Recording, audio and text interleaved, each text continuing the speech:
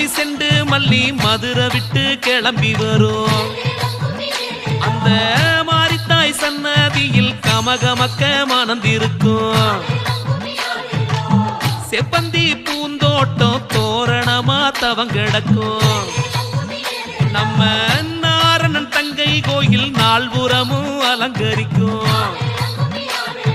மல்லி அலங்காரம் நம்ம மனசு சிங்காரம் தேவி அலங்காரம் நம்ம மாறி ஒய்யாரம்